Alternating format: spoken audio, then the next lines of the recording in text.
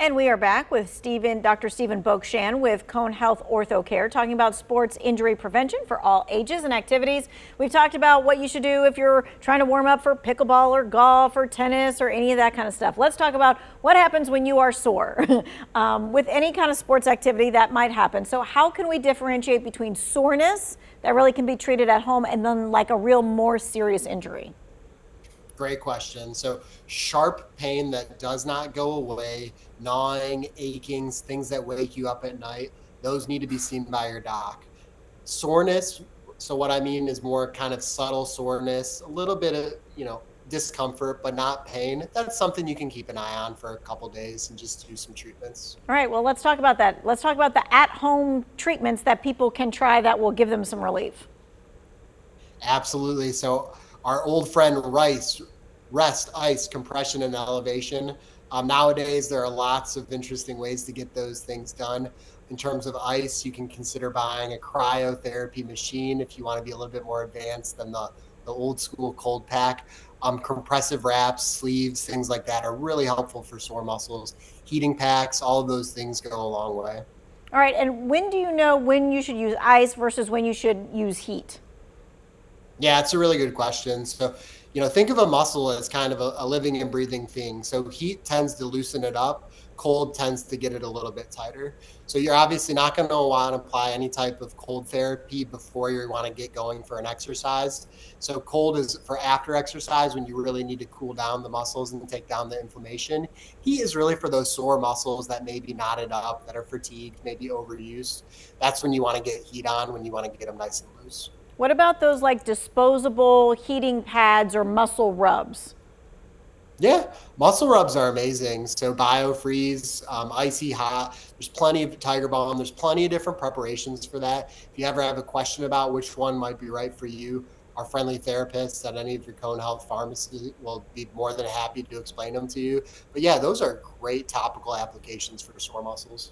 Okay, with school starting back, all kinds of sports that kids might want to start playing, how important is it to get a sports physical before your kid goes out for tryouts? Please, please, please get a physical. I promise you, we will not bite. 99% of the time, the physical will be super benign. There will not be anything that comes up. It is the 1% of patients where we might detect something subtle, like a heart murmur, that really needs to be evaluated and can honestly save a life and has saved lives before.